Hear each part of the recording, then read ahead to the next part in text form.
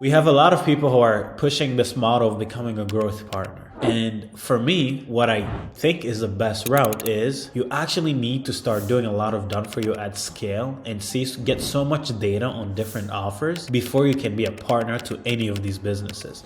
Today, we have Dr. Connor Robertson.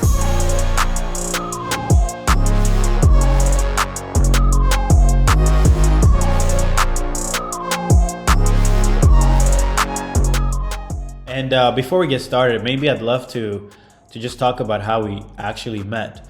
I think we first talked back in 2021, I would say. Yeah, maybe 2020. Maybe it was in the mid-COVID era. Yeah, but yeah, somewhere around that. Yeah, I would say that was a different time too, right? Because that was, that was kind of the upbringing. That was like the agency, the OG agency gangsters that were starting up, doing different things, paid traffic, organic, consulting. That was like the original days, and I think we synced up maybe over some LinkedIn, maybe some Facebook, just kind of understanding some outbound strategies. I know both of us were very large in the outbound space for a while there, and I think that's how we started. I was seeing you on Facebook, and you were killing it. And for me back then, I think when I first reached out to you, I was maybe starting my appointment setting agency. We were mainly doing things on Instagram and LinkedIn. But you had scaled it way, at a bigger scale. You're probably one of the person who gave me the idea of like, hey, we don't always all need to be doing advertising for people. There's also this niche of people who are really launching these acquisition systems that are through Outbound, that are affordable, and you were killing it. And I was like, oh, there might be a good opportunity in this field. And I went all in when I saw you. I think back then you were doing over 6 figures a month, and I was like, wow, right? And you were doing it without needing this big. It's not like you were going out there screaming every day. It's just you were constantly printing with Facebook and with LinkedIn, and it was it made me curious. So we got into this. That's how I got started. I would say that it's probably because of you that I went really hard on Outbound. Well, I mean, I think that the cool thing about Outbound, like the reason we started the Outbound was because I was very poor, right? Like I had no money when I started. And so there was this whole like online agency guys spend, $100 a day or $50 a day. And in my mind, I'm like, dude, I didn't have $3,000 a month, $100 a day. Plus I didn't know how to run ads. So it was going to be more inefficient. And so it was just kind of a fear of money thing where it's like, I don't have enough to do this. So when we first started, we were doing LinkedIn for, I want to say the first client on LinkedIn, Outbound, done for you, $250 a month. Wow. The very first client. That's it. $250 a month, month to month, no contract. Just pure month to month. Like, hey, if you want to leave, you can cancel. You don't have to give any notice. $250, right? Went from $250, I think, to $499, $499 to $699. Then we went to $1,500 a month, right? And then we actually went to a 3-month minimum, which, I think you and I both understand commitment matters. We went to a 3-month minimum. And then we transitioned into this hybrid solution, this implement and release, where we implement the systems, do all this stuff for you for 90 days, right? Get them all set up and working, LinkedIn, a little bit of email, text, stuff like that. And then we release it to you. You own it. And that was like the big, oh, wow, this is great because I don't have to have 1,000 customers all the time continuing to pay it. And I don't have to worry about churn. I don't have to worry about monthly recurring revenue. Just works. So that's kind of what we built over the first 18 months. Yeah, and that's the thing that I'd love to talk about.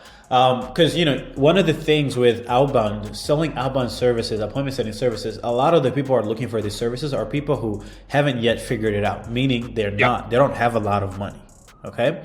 So the services, that means that your retainer cannot also be like 10 grand a month. Okay. Right. So that means your monthly retainer is also not that high. So you're not making insane amounts of profits for every client you work with. But what happened? Well, how did you first think of this implement and release? Like you built it and released it in the business. Like what led you to figuring that out? Yeah, it was almost more of an ethics level thing, right? It was hey, am I actually doing anything for the client after month 3? That's what I was saying in my head. I was taking these clients on month 1, great, build all the systems, do all the legwork, the tech, all that stuff. Month 2, figure out the messaging, copy, start scaling up. Month 3, hey, we got it scaled up. And then month 4 or 5 would come around. I'm like, dude, I'm just like clicking buttons here, not really doing anything. It didn't feel awesome about that. So I said, okay, well, if I'm done doing the work, I just have to maintain it. Could I not just not charge them and make them do the work and just package all of my lifetime value up front? Because I think it was one of these, big agency guys in line that was always like lifetime value, customer acquisition, lifetime value, right? And it was just this whole concept of you spend X and you make Y. And so, like I said, we started scaling 600, 700, $1,000, $1,500. Then we got all the way to $4,500, right? $1,500 a month for 3-month commitment. You could pay all up front or over 3 months, didn't matter to us. And that was like the lifetime value. And we got to a spot where we were acquiring customers for $400 to give us $4,500. And it was just, we were using the same system to book the appointment, to get them on our calendar, to close them for the service that we were selling.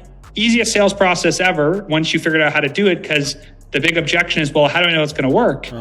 Well, we're on the call, so it must work, right? It was like a very built-in. Itself. Yeah, it was just a good model, and it was easy to fulfill. And we got to a spot where it was me and one business partner, Keith, and we got to a spot where we got hit probably $60,000 a month with just me, him, and like 2 virtual assistants in the Philippines for $3 an hour each. And then we said, yeah, we got a lot of customers. We're probably going to need a domestic account manager, like a US or, Canada, UK, someone that's, more people skills, culturally, time zone, everything, like all those account managers. Yeah. We hired one of those guys and we went, holy cow, we actually can have somebody run this for us. This is great. This is awesome. So I did sales, appointment setting and sales. I hired a VA to do our outbound, like to set up more of our systems. Keith did all the onboardings and put out the fires, right, in the fulfillment process. And our one account manager was managing like 30 people, just making sure their stuff was working, making sure people were happy. And that was the day where I was like, you actually can build a business with like 5 people that does $500,000 a year that takes 40 hours a week. And it was the most like, I cannot believe this is possible. Yeah. Love it. And what was the biggest month that you guys did with these? Because you guys it was LinkedIn and email. You guys were building which Both. one? What, both? Yeah. So the original implement and release was $4,500 offer. Yeah. LinkedIn, email, text, and voicemail. This is like before the go high level days, or like the CRM type or big CRM builds were out. So it was $4,500. And then we started getting into software, right? So we had LinkedIn Growth Machine plus some email stuff in the back. So we had the $4,500 offer plus the software offer. I think we peaked maybe about $210,000 on that offer per month in actual collectible income. And that was, to me at the time, I was like, dude, this is crazy. Well, I remember that there was 1 month, it was December of, I think it was 2020, it might've been 21, but I think it was in 20, where I paid myself like $180,000 net, like paid myself out. Now that was a little bit of, previous months cash stacking up and had to pull it out of the business for the end of the year. But I was like, dude, I don't know what to do with all this money. This is like insane. Cause I my lifestyle was $5,000 a month. I was renting 1,500 square foot apartment for $1,500. And I was like, I have a car, the car works, and I just made a ton of money. And that was the day where I decided, hey, why don't I sell this thing? That was really the day where I was like, why don't I sell this thing and see if I can do it again? So what we ended up doing was we stopped doing LinkedIn implement and release and started doing cold email exclusively, right? Said, let's take the same skills we have, outbound marketing, same kind of team, and let's switch offers. Let's do a $5,000 offer, a little bit more expensive, not much, but a little bit more expensive. $5,000 offer, and basically just built out for email, cold email. And with that, we did the same thing. We sold peak months. I think we sold 40 units, which if my math's right, I think that's 200,000, right? That's 40 crazy. Units, net new sales. We were closing about 30% of phone calls we took, 80% show rate, lots of automations. And we rebuilt the whole thing, built more software and monetized all that. And then we really got to the cool stuff, which was, we said, hey, listen, let me help other businesses do this. We took on 15 consulting clients, $4,000 a month plus 4% of revenue, and took on those, got rid of all of our done for you clients, just took on those 15 people, helped 2 of the 15 exit, made about $200,000 a month pretty consistently. Keith Keith decided to go do some other businesses, so we ended up parting ways there. Brought my brother in, sold these other companies, and then started a real estate, journey of buy real estate, buy more real estate, buy a lot more real estate, and just kind of go through the journey of real estate. And so it's, a guy who has no idea what he's doing in 2019, 2020. It's almost 2024 now. My life is very, very different than it was, 4 years ago. That's insane. And you've said it perfectly. I want to jump on this topic before I forget. We have a lot of people who are pushing this model of becoming a growth partner, right? And for me, what I think is the best route is you actually need to start doing a lot of done for you at scale and get so much data on different offers before you can be a partner to any of these businesses.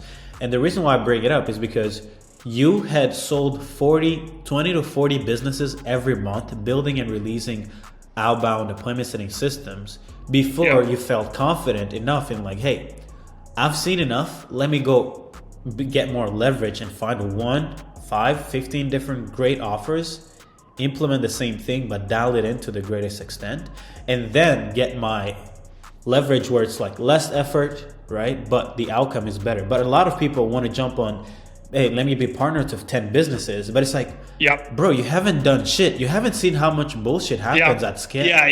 The real world. No, that is exactly what happened. And funny enough, I think a lot of the agency guys say what? They say the riches are in the niches or whatever, right? It's like go deep, not wide, whatever. And in the beginning, I went super, super wide because I was like, dude, I just don't know what works. And so like, okay, I'll take on franchise consultants and marketing agencies and SEO and web development and videography and like all this stuff. And the thing that was interesting was it turns out that outbound marketing works for almost anything that has money involved, meaning you're providing direct value. It doesn't work so well on like, hey, let me help you with SEO. That's where it doesn't work because it's not a strong offer. And so what we started figuring out is, hey, it's not always the industry. It's more about the offer within the industry. So for example, we had fallen across franchise consultants. Most people wouldn't know what that is, but a franchise consultant is somebody who helps you buy a franchise. Let's say you're a W-2, you made $200,000 a year for many years, and you want to be a business owner. Let's say you want to buy a Subway. Okay, well, in order to buy a Subway, you don't just call up Subway and say, hey, I want to do it. You actually go through a franchise consultant, and they figure out how much money do you have and what are you trying to make, active versus passive, and they pair you with a franchise. So we ended up having like 200 franchise consultants become customers of the agency in like a year and a half. And there's only like 1,000 of these guys on the planet. So like we had 20% market share, but it's like this very niche pocket I knew zero about before we started. But how did we get there? We tried a bunch of different things. We figured out, this works really well for franchise consultants. We had lots of guys close mega deals, 40, 50, 60, 100, $200,000 deals. And we're like, holy cow, this is great. Built the case studies, used the case studies to get better deals, used those deals to get bigger deals. And that was how we grew it. So we went wide first. Then we went deep and we picked 3 or 4 niches. Marketing agencies were really good, like lead generation, revenue-based marketing agencies, franchise consultants, and then some of these really specialty things in finance, like CPAs, tax planning, and some of these just tax advisory companies that had great value for their service. Love it. And what were your profits on both offers, the LinkedIn and the cold email? High, very high. So there would never be a month where we took if you take out owner's pay, because we just did draws against profit share, we were never less than 50% at any point, right? Our peak would have been about 85%. That's when it would have been me and Keith and 1 or 2 VAs, right? It was basically software and VAs. VAs are $500 a month in the Philippines.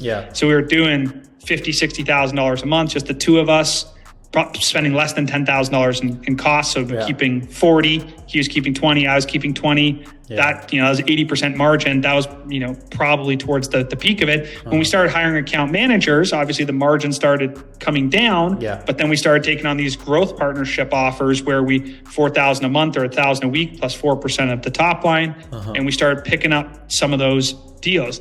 One thing I learned with that was a very interesting model. People who do revenue share offers, which I think are great, growth consulting, any of the revenue share type offers, you have to make sure the client, the person you're doing the work for, actually wants to grow. because we ran into a lot of these people is like, I need you to change this thing. And they go, nah, I don't want to change that. So now I have a revenue, a performance metric with a company that doesn't want to change. And so what we ended up doing out of the 15 companies, sold 2, kept on 5 or 6, got rid of everybody else. So over half the clients we had to offboard with, because it was like, dude, I need you to do this. You need to change this offer, change the system, whatever. And they weren't willing to do it. And as a growth consultant, or whatever you want to call us at that time, if they're not going to do it, pretty hard for us to make money because we can't grow. Insane. And what was the process? So with do you think a build and release, implement and release agency / business, do you think that's sellable as an asset? Definitely, 100% it can be. I mean, if I look at most of the implementation that we're doing, we were able to take a person for about $4,000 a month in the US, $4,000 or $5,000 a month, maybe $6,000.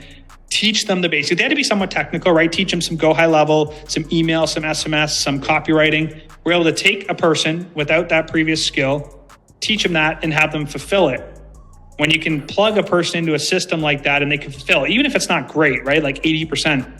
We were able to do that. Like we had probably 15 account managers over a 3-year period across the 2 different offers, and we could take people and plug them in. Now, of course, some guys got yelled at, some people got fired, some people couldn't handle the pressure, the heat, whatever, but we could pretty consistently take someone and plug them in and get some kind of throughput. So yeah, of course you could sell that. Directionally for me, I wanted to solve bigger problems, which I think, is everyone's dream, right? You want to solve a small problem, then you want to solve a bigger problem.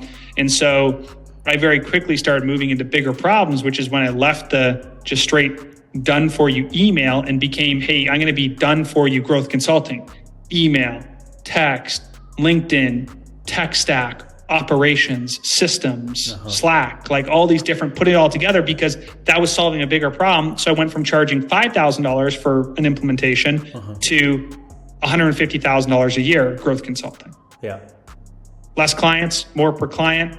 Yeah, we had to fire half the clients, but it is what it is. It's worth it, right? But would you have acquired the skills to do those things until you yourself scale the business?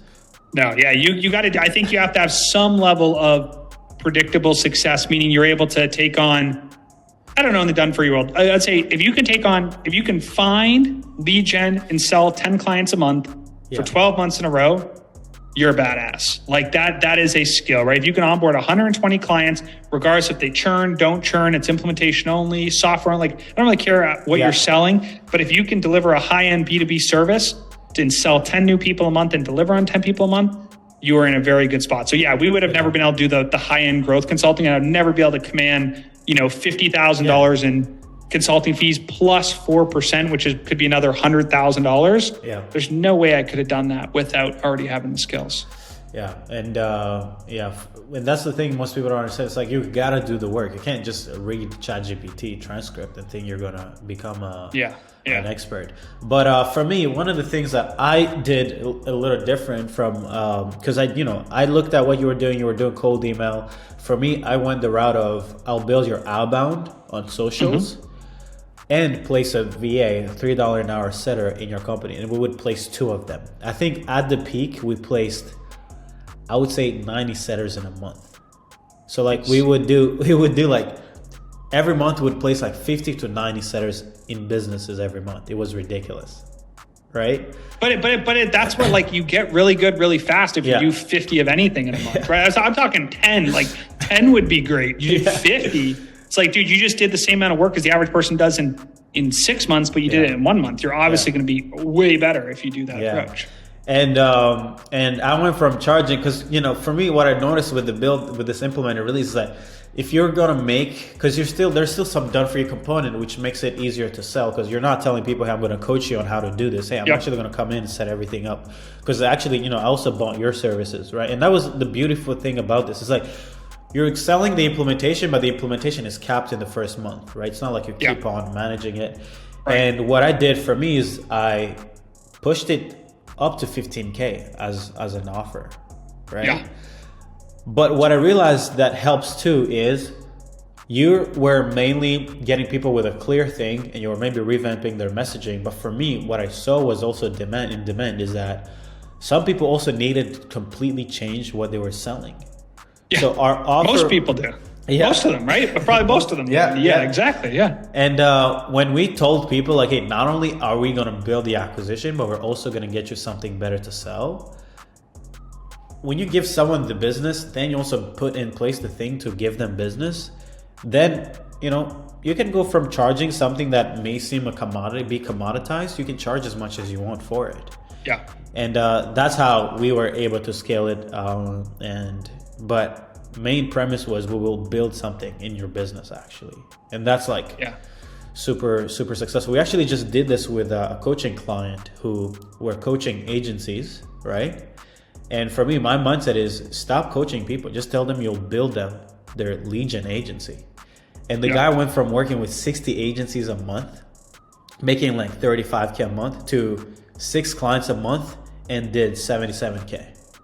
Yeah, way better. You charge more, you do less client work. And that's kind of what I was saying before. Like this whole implementation style, I have moved into every other business I've built, right? I have a co-hosting property management company. Guess what we do? Done for you implementation. We do manage it on a recurring basis, but the big thing is the implement all the systems. Yeah. Well, I have an acquisitions company that buys real estate for other people. Guess what we do? We buy the real estate for them and then they own the real estate. So all of the businesses have been learn it first, implement it, and then for the people you really want to work with, come up with a model that is implement plus, right? I implement the systems, but I also help you grow and do other things for you. And you pay me a lot of money per hour because I'm generating a lot of value. So I'm 100% aligned with that model. Yeah, no, I love it. And I think it's the future. It's almost like it's undeniable value. A lot of the time people are like, I don't see what exactly you're going to do. But it changed my life, man. And thank you for because we did get on a few calls back in 2020, 2021, and those calls really changed the projection, the trajectory of my career and my business, right? Thank you, man. So yeah, well, dude, all I do when I get on calls, I think you know this. I'm just like, you just ask me questions, I just tell you what I think. It might be right, it might be wrong, but I just tell you what I think. You say, should I do this? No. Should I do this? Yes. Great. And you do it. And the difference between you, in my opinion, and most guys that are in the space is you are a quick mover and an implementer, right? Lots of guys move quick, but don't actually implement anything. They just move quick and run around. You move quick, but you also actually implement the thing. Hey, I'm going to change this offer from this price to this price. Bang. It's changed tomorrow. Yeah. And your ability to make rapid decisions is much higher than the average person. So, and I think that probably is your number one skill is speed to implementation is crazy fast with you. Yeah. No, it changed everything. Cause when I saw the implementation, I was like, okay, cool. We're going to stop this. And when I saw that, it was hard because I also went through the same process where I had people complaining about paying me $1,200 a month. I was like, what the hell? It doesn't make any sense. So I was like, okay, no more of this. I'm not going to sell done for you monthly management. No way. I'm going to build the thing once. You're going to pay me a lot because it's once and I don't have to charge you anymore, right? A lot of people are like LTV this, LTV that. But it's like if you promise an outcome and an infrastructure and you deliver it in 90 days, that's the value. It's not value. It's not on performance. It's on delivery. 100%. Of the Dude, and that's so true. That today, right? People, I don't know how big the audience is on the real estate side, but this is something that I've learned.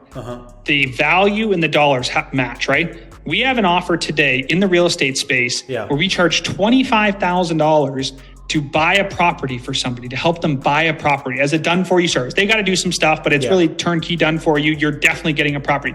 We're charging $25,000. That's 5 times more than we were doing for our previous services at peak. And I do 5 times less work. How does that make any sense? It's because you solve a bigger problem, you charge a bigger price, and they get bigger value, which is exactly what you're talking about, right? You charged 15, 16, 20, whatever it was at peak because you solved a big problem in a short period of time, which increases value. Yep.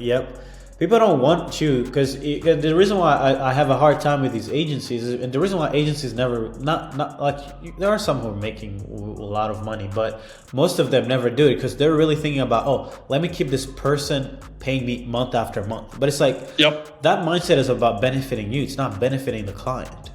Correct. Right? It's like working hourly, right? If you pay hourly, people are working for the time, right? It's like, hey, I need this done. Okay, well, I'm going to work. The employee's incentivized to work slow and as long as possible, which doesn't incentivize the outcome. Same thing with retainers. Hey, if I get paid $2,000 a month, I want to do just enough work that you don't leave every month and give you just enough value that it's worth more than just whatever you're paying me. Yeah. But not enough so I don't make any profit, so my margins stay 50, 30, 40%, right? Super bad. The incentives aren't aligned. Okay, cool. So what have you been doing in real estate? Because we haven't talked about how have that process been. So I know you yourself are an investor, but you started also like a service, an offer attached to that?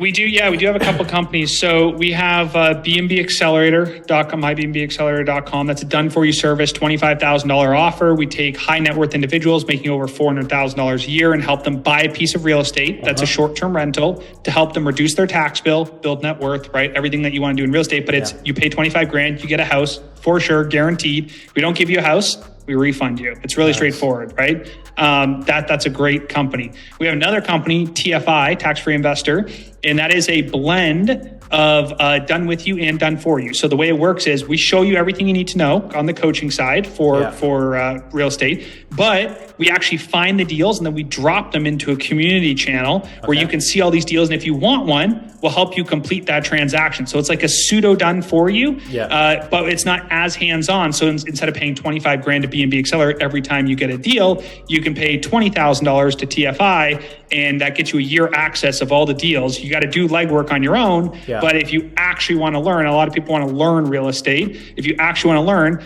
we'll help you get the deal to the finish line.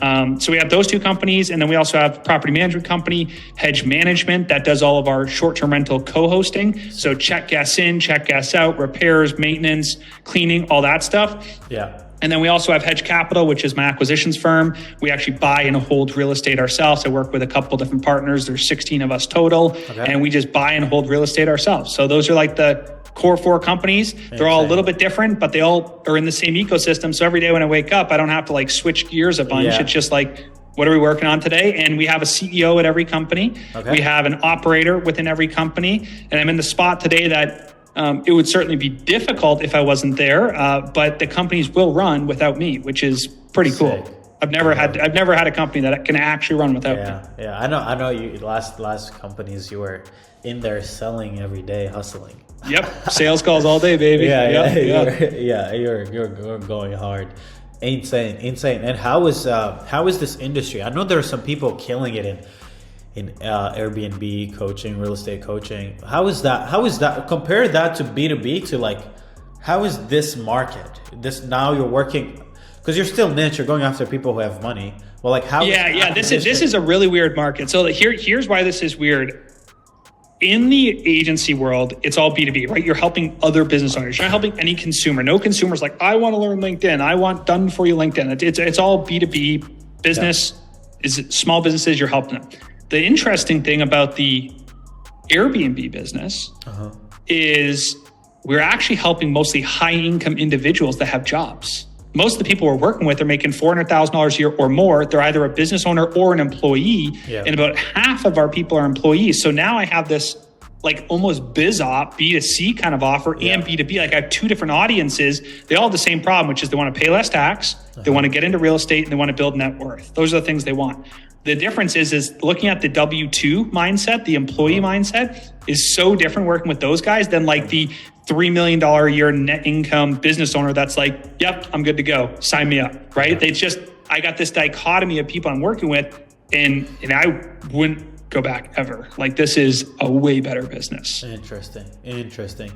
Is it because also there's like, it's almost like the predictability of achieving an outcome is It's that. Yeah. I mean, it very much so is the outcome, right? So like, if you think about it this way, at B&B Accelerator, like I said, it's a $25,000 offer, but the way the pricing structure is, it's $10,000 to start and $15,000 when you purchase your house. Okay. So it's so outcome driven that it's like a no-brainer. And most guys that are working with us are getting about a 4-to-1 between the depreciation on the asset, which is the tax benefit, the appreciation in value, the mortgage getting smaller, and maybe a little bit of cash flow if that exists on the property.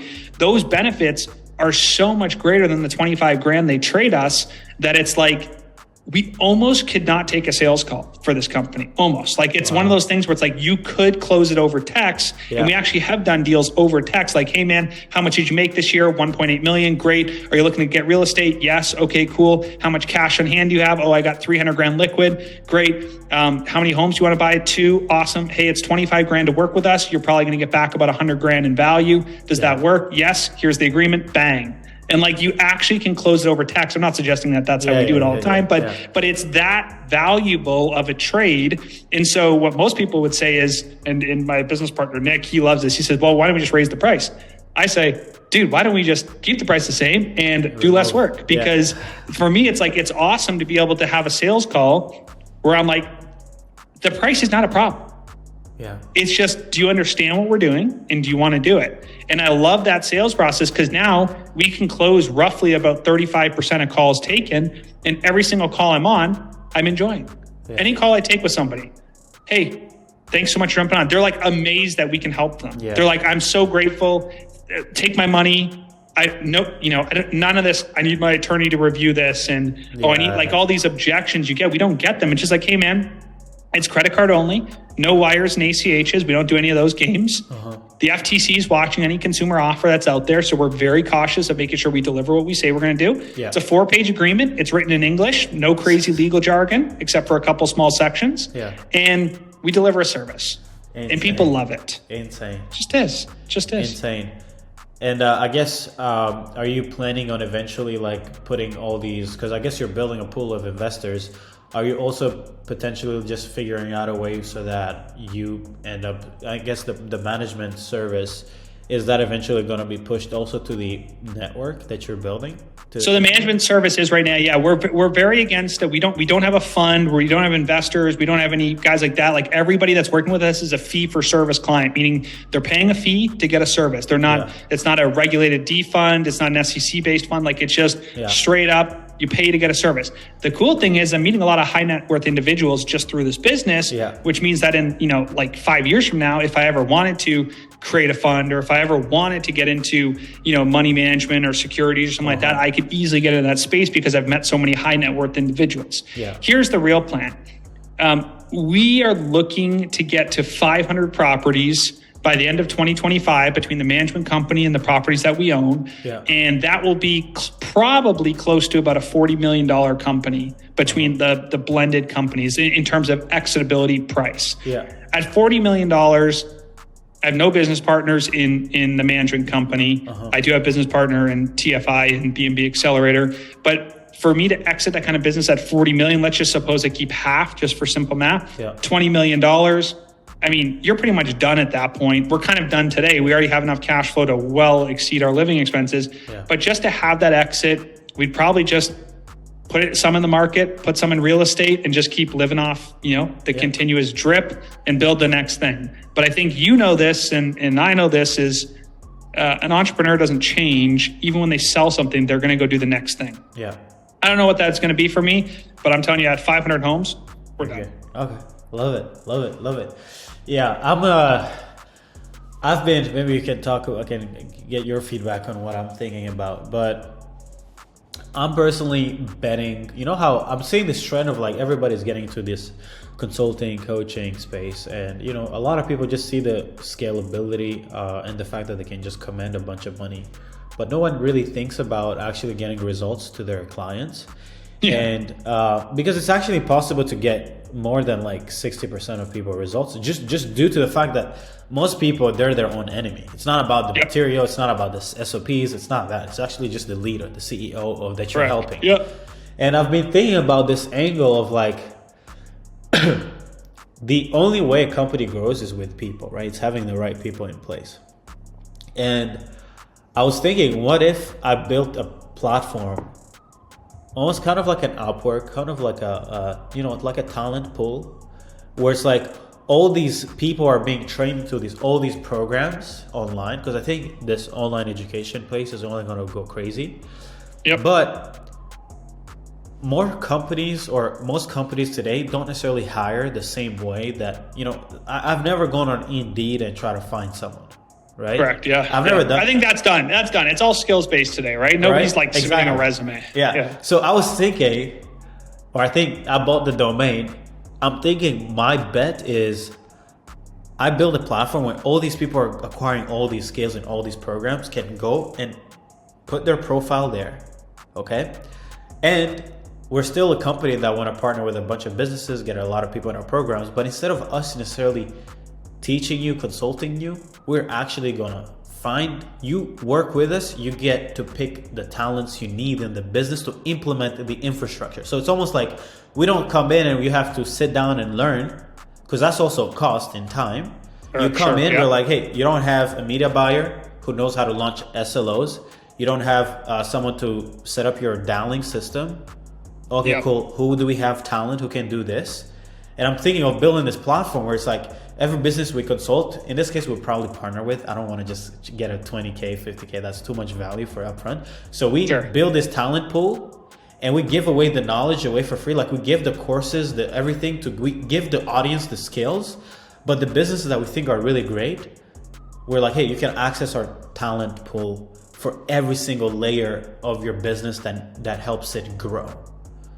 Yeah, I think that's a tremendous idea. I think the big thing that people are starting to realize is that the days of college and university spend 4 years to learn a skill that's outdated by the time you're done. Yeah. That's just not flying anymore. So I think there's two sides to that model. There's the education of the freelancers or the individuals who are building the skills. They can save a ton of time and a ton of money. You don't have to take $200,000 in debt to go to school. Yeah. Don't have to spend 4 years, whatever, right? So those guys save a bunch of money. Now the business knows that they have these people that are specially trained and they can fractionalize some of that work where it's like, hey, I need a YouTube media buyer. Great. Hey, for $3,000, part-time, you can get a YouTube guy. And so you don't have to have a $10,000 a month guy because you just need him for X amount of projects or X amount of work. And so now you drive the cost of things down. Everyone becomes these micro entrepreneurs where they have 4 or 5 clients instead of 50 clients, right? And everyone can stay in their lane and be their skill, right? So they can be their own mini agency. I think that's what most people want. People want freedom, people want flexibility, and people want to be able to have financial growth. That's it, right? And freedom, flexibility, and financial growth. And I think most people don't have that because they work a job. So I think I definitely think that will work. Yeah, I think I'm trying to make a bet on it, and I think that selling just education also is going to be commoditized. Definitely. Like it's like learning even media buying as a skill. Like, man, there's so many media buyers out there that, like, for sure there are top 1% who actually can command crazy value because they've helped businesses make $1 million, $2 million, $3, $5 million a month. But that's only a tiny fraction. And most businesses don't need you to have the skill to get them to $5 million a month, right? Yep. They just want the lead gen. They want the speed to lead. All those things, simple things that make things move. But I'm thinking that if you could give away the knowledge for free or almost for free, and then make the money on the partnership side, where you actually find a bunch of businesses that have great potential, and then you get a share of how much they're making. And the reason why I'm saying this is because there's way more leverage in training talent and placing them than there is in like teaching the person and then keeping them accountable. Because for sure. Well, that's why people hire people, right? Yeah. Because they don't want to be accountable for the thing that they don't know how to do. Yeah. Right. So they would rather just say, okay, listen, I don't know how to do bookkeeping.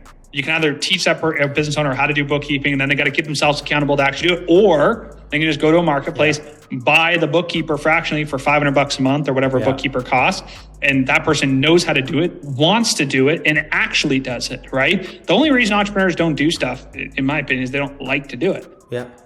Right. Every time someone enjoys something, they go towards that and they go away from the stuff that they don't want to do. And usually the thing they're trying to hire is the thing they don't want to do. So if I go teach an entrepreneur to do bookkeeping, they don't want to do it and they don't like doing it and it's not their thing. guess what? They ain't doing it. Doesn't matter how much money they paid. But if you hire someone who's like, I love bookkeeping, I love looking at numbers in QuickBooks every day, that person's probably going to do the job well. Probably. Yeah. Yeah, no. Yeah, I'm excited. But no, I'm definitely trying to get away from this. I mean, not away, but I'm trying to get away from less info, less consulting to actual like tangible value, like just stuff that you can't deny, right? Yeah, well, I mean, I think that comes back to fundamentals though, right? It's like you're either generating money, you're saving money, or you're saving time. That's it. Make money, save time. It's one of those three things. Everything's in those three categories. What we're doing today at TFI, B&B Accelerator, and Hedge Management, they're all time savings. That's everything's time, which is the hardest of the three to sell, right? I'm going to save you time. But it's like, that's what we're doing. People are paying us $25,000 because it's going to take them 6 months to figure out how to underwrite a deal, source a deal, close a deal, fund a deal, like all this stuff. Or you just pay us and it's like, done. I'm shortening implementation windows, and that's really what people want. Yeah. Best is if you can combine all three. Yeah, no kidding, right? Yeah, well, I mean, I think every offer ultimately gets there, right? Because when someone buys a piece of real estate, they save time because we're doing it for them. Yeah. They save money because they reduce their tax bill, and they ultimately make money because they have cash flow net worth. So they technically are getting all three. Yeah. It's just that the triangle's a kind of a lopsided triangle where it's very much save you time because it would take you so long to learn real estate if you just start on your own. It's going to take you at least 6 to 12 months. Yes, we can buy you a house in 30 days and be bang, done. So I think all those triangles, the save money, make money, save time, it's always slanted one way or another. Lead gen is all about making money, right? Yeah. That's accounting is all about saving you money. Yeah. So it's always like disproportionately one thing or another. Cool. Yeah. No. Maybe to kind of like wrap this up. One of the things I've been kind of like, maybe I can get your feedback on is what are the services to stay away from when it comes to maybe what are the to stay away from or to focus on when thinking of launching this implement and release, build and release model? Like what would you, if you were to pick, so let's say there's a bunch of different services, you can infrastructure, systems, you can build and release. And there are those that you would say, hey, I would not want to get into this model with this offer with this model. What would you I think it's a more macro question. So here's how I look at that. First, you got to ask yourself, are you better at sales? Or are you better at fulfillment? And based on that, you answer it, right? So if I'm good at sales, right, and I'm bad at fulfillment, I would try to make the fulfillment easier and leverage my sales skills to sell all harder things. So sales become hard, but I'm good at it. So it becomes easy. And now I make fulfillment because you got to choose your hard, right? I think Cormozzi says this, right? He says you pick, I think a lot of guys says you either have easy sales and hard fulfillment or the opposite, right? Yeah. And if you're great at sales, you should make the sales hard. So because you're not good at fulfillment, people would benefit from that. So if you love selling stuff, I would make the sales a little bit harder. So make it a little bit less ROI driven, but make the fulfillment super easy. So you can just hire unlimited people on that side of the business because that's going to be a lot less painful for you. I know you can build sales teams. Yeah. I would just recommend you make the fulfillment as easy as possible, even if that means the sales process is a little bit more difficult. Okay, cool. Probably. Yeah, that's what I do. Optimize for easy fulfillment. Okay. Love it. Now, what is easy to fulfill? Done for you for agencies or any business? No, any business. But let's stick to, I would say, let's stick to like growth offers. Because I think anything not related to growth offers in this implement and release, it not like, as I said, I wouldn't tell people like, hey, go build and release like in your niche. Like for you've been investing in real estate for a while. So like you have mastery in the field. So it's even if you like, in order for your offer to be really good, you had to be really good at fulfilling. Yeah, correct. Yeah. Okay. So I would say probably the number one thing that right now is probably going to be something related to social content, right? I think people are starting to really recognize that there's all these guys out there with content marketing and this and that, but like Outbound's great. But today, anybody for $800, they can buy an iPhone. I'm shooting this on a legacy iPhone right now instead of my actual one. But nice. But that's what this camera is just an iPhone. And you could, for $600 or $50 a month or whatever, someone could pick up an iPhone and they could shoot content. Almost everyone has one. So from a client standpoint, it's quite easy to fulfill. The bigger thing is be expert at research. So if I was building an agency today done for you, I would try to find something that I could sell for 15 grand roughly. That's content driven. That's going to generate leads. And so what I would probably deliver to them is, hey, I'm going to get you the top 100 topics. I want you to film all 100 videos. We're going to edit them and post them, specifically YouTube, right? In search intent based things. And then I'm going to take PR, like high volume public relations, and I'm going to wrap everything around that so that people know you're the go-to for this kind of content. So if you're like the content guy for plumbing, you're the content guy for plumbing. So I put out thousands of PR articles, get you really good at content, make it so it's easy to fulfill, so everyone's using the same phone or whatever to shoot it, and then just make that the offer. And that's probably, you could probably have a business for a whole year. They could film for 1 week and get the content for a whole year for 15 grand. And as long as the keywords are good on YouTube, you're going to get traffic. You just are. Interesting. That's what I'd build. If I was like really trying to build it, that's what I'd build. I like it. Yeah. One of the people, a lot of clients that we've been getting are actually content agencies, because content is pretty commoditized now. So you can't sell it like, oh, I'm going to just edit shorts. It doesn't make any sense. Doesn't make any sense. So you got to have a strategy. It has to be strategic, and it has to be long term, and it actually has to be performance driven, meaning it has to generate leads for the business. That's the thing, is why do people want to do content? People don't want to do content just for vanity. Any business owner that's smart is doing content because they think it's going to generate them revenue. So you have to ask yourself, okay, if I'm going to deliver a content service to somebody, how can I generate them income? What I would do is probably, like I said, $15,000 implementation, probably $1,000 a month, and like 10% of profit or something like that. Like something that's tied in the back, right? Where it's like, I'm going to implement all the stuff. At that point, you can just leave it, or I can keep helping you with it if you would like. But I want a piece of profit or revenue or whatever it is. And since content is holistic, you're not going to be able to append every lead to every video. I mean, Alex Becker would say, Hyros can do it, and I'm sure you can. But I got a guy today on a sales call that is like, dude, I saw one of your YouTube videos. But I don't know if that's where he came from, right? He went to our website and booked a call, but like he saw some content. He probably watched other content, maybe Instagram, maybe YouTube, maybe he's in our Facebook group. I don't know. Maybe he phoned a friend. I have no idea where him. I don't really care. Content is making people watch what we're doing, which means they want to work with us. So I would say, content needs to be somewhat ROI driven, but at the same time, if you put out 1,000 videos a year, you're going to make money. That's for sure. You just will. No, content has been insane. But content is definitely a great. I mean, it's undeniable that it's actually helpful, especially in the nurturing part too. Yeah, for sure. Pre-sales, post-sales, onboarding, fulfillment. We're using Circle right now. I have a whole course we just built in Circle. It's I took everything I thought was good about courses and did that. It's 35 videos. Okay. Every video is 5 minutes or less. The average video is 2 minutes or less. Oh, really? So it's like almost shorts and reels level stuff, but it's like, here's the question. You don't have to watch it in order. It's supposed to be 4 weeks, but everyone can watch it in one day because it's under 1 hour, basically, the whole thing. And so it's just short. Here's the question. Here's the answer. Here's the question. Here's the answer. Do this, do that. Do this, do that. Okay. And the feedback from all the high net worth guys that have been through it are like, dude, this is like, it seems like it's not a lot, but it's like, you just give me the answer. It's like, which tax form do I use for this? This is the form. This is the box. This is how you fill it out. Any questions? Shoot me a message. So would you say that that's the, if you were to, any product, any info product you're going to be building with is going to be super short? People are like TikTok and Reels, right? And shorts, right? They want like 60 seconds, give me the thing. And so like on a content thing, nobody wants to have a 45-minute course. Like I see some of these guys, they record their 2-hour Zooms and upload it to their library. I'm like, bro, I don't have 2 hours to watch anything. Just no fluff. Give me the thing. Even webinars. Dude, you know how much a 15-minute webinar would smash? Really? You think? 15? Oh, for sure. Yeah, dude. Okay, hey, what's up? It's 15 minutes here. My goal at the end of the presentation is to get you to buy something that you think is going to help you. Here's what I've done. Here's how I can help you. Any questions? And you just feed it to them as fast as possible because, dude, the attention span of people right now is just like that of a rock. It doesn't work. You know what I mean? So short, deliverable information that's like reels and short. I think that's the future of education. True.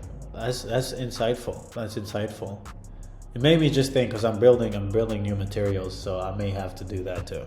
Dude, I mean, the stuff in Circle, just like, I'll just pull it up really quick here, just as like an example, like First video, 1 minute, 34 seconds. Second video, 47 seconds. All right. Third video, 2:35. And then the next 5 videos are a minute apiece. That's it. Oh my God. Right. And it's very like, it's all real estate, but it's like how to form an LLC, 1 minute and 16 seconds. Not this like, stay tuned to my 20-minute YouTube video and how to do it. It's like, dude, find your state, go to Secretary of State website, put this information in here, put your social in here, put your address in here, hit submit, wait 2 days, check your mail.